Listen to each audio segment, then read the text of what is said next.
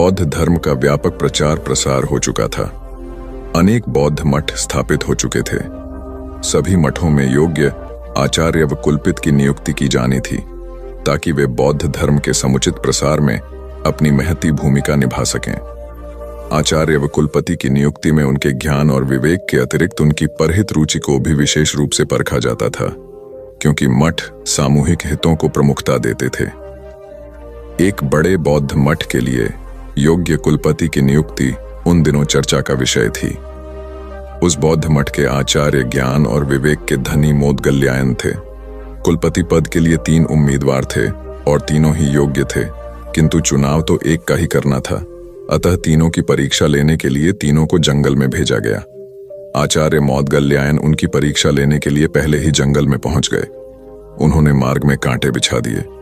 संध्या होने तक तीनों उम्मीदवार भी वहां आ पहुंचे। मार्ग में कांटे देखकर तीनों रुके।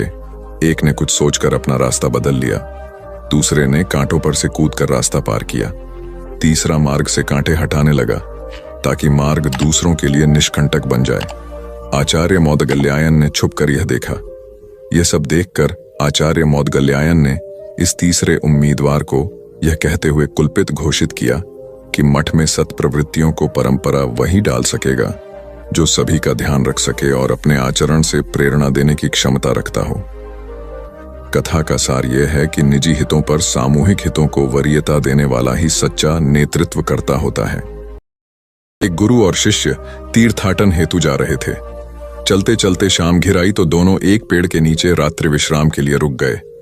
गुरुजी रात्रि में मात्र 3-4 घंटे ही सोते थे, इसलिए उनकी नींद जल्दी पूर्ण हो गई। वे शिष्य को जगाए बिना दैनिक कार्यों से निवृत्त हो पूजा पाठ में लग गए। इसी बीच उन्होंने एक विषधर सर्प को अपने शिष्य की ओर जाते देखा। चूंकि गुरुजी पशु पक्षियों की भाषा समझते थे, इसलिए उन्होंने सर्प से प्रश्न किया, सोए हुए मेरे शिष्य को डसने का प्रयोजन है? सर्प ने उत्तर दिया, महात्मन, आपके शिष्य ने पूर्व जन्म में मेरी हत्या की थी। मुझे उससे बदला लेना है। अकाल मृत्यु होने पर मुझे सर्प योनि मिली है। मैं आपके शिष्य को डसकर उसे भी अकाल मृत्यु दूंगा। क्षण भर विचार के उपरांत गुरुजी बोले, मेरा शिष्य अत्यंत सदाचारी व होनहार होने के साथ ही अच्छा साधक भी है। फिर तुम उसे मरकर विश्व को उसके ज्ञान और प्रतिभा से क्यों वंचित कर रहे हो? स्वयं भी इस कार्य से मुक्ति नहीं मिलेगी। किंतु सर्प का निश्चय नहीं बदला। तब गुरुजी ने एक प्रस्ताव को रखते हुए कहा, मेरे शिष्य की साधना अभी अधूरी है। उसे अभी इस क्षेत्र में बहुत कुछ करना है, जबकि मेरे लक्ष्य पूर्ण हो चुके हैं। मेरे नाश में किसी की हानि नहीं है, अतः उसके स्थान पर मुझे 10 लो। गुरु का यह स्नेह देखकर सर्प का हृदय परिवर्तन हो गया और वह उन्हें प्रणाम कर वहां से चला गया। वस्तुतः गुरु की गुरुता न केवल शिष्य को ज्ञान देने में, बल्कि उसे पूर्ण परिपक्व होने तक उसकी रक्षा करने में निहित है। स्वामी विवेकानंद के प्रवचन ज्ञान युक्त और तर्क आधारित होते थे। ज्ञान, भक्ति और कर्म विषयक जटिल से जटिल प्रश्नों का समाधान स्वामी जी अपनी सहज मेघा से कर देते थे। जिज्ञासुओं का जमावड़ा उनके आसपास हमेशा लगा रहता था। प्रवचन के दौरान या प्रवचन समाप्ति के उपरांत भी कई बार ऐसा होता था कि जिज्ञासुओं की ओर से प्रश्न आते रहते और स्वामी जी उन प्रश्नों का संतुष्टिजनक उत्तर देते। एक बार स्वामी जी अपने प्रवचन में भगवान के नाम की महत्ता बता रहे थे। यह सुनकर एक व्यक्ति ने तर्क दिया, शब्दों में क्या रखा है स्वामी जी? उन्हें रटने से क्या लाभ होगा? तब स्वामी जी उसे प्रमाण सहित समझाने के उद्देश्य से नीच, जाहिल, मूर्ख आदि अपशब्दों से संबोधित किया। यह सुनकर वह अत्यंत क्रोधित हो गया और कहने लगा, आप जैसे सन्यासी के मुंह से ऐसे शब्द शोभा नहीं देते। आपके इन कुवचनों से मुंह बहुत आघात पहुंचा है। तब स्वामी जी बोले, भाई, वे तो शब्द मात्र थे। आपने ही कहा कि शब्दों में क्या रखा है। मैंने भी तो आपको मात्र शब्द ही कहे, कोई पत्थर तो नहीं मारे। स्वामी जी की बात सुनकर उस व्यक्ति को अपने प्रश्न का जवाब मिल गया कि अब शब्द क्रोध का सकते हैं तो प्रिय वचन भी आशीर्वाद और कृपा दिला सकते हैं। वस्तुतः शब्द की महिमा अपरंपार है। अप्रिय वाणी मर्मभेदी होती है और मधुर वाणी मरहम का काम करती है। इसलिए प्रथम स्थिति में अपयश और दूसरी स्थिति में सम्मान व शुभाशीष मिलती है। एक जंगल में 3 दोस्त बड़े आनंद से रहते थे, कछुआ, हिरण और कौआ। जंगल में सभी प्रकार के प्राणी और पक्षी भी रहते थे। लेकिन उनके जैसा कोई न था।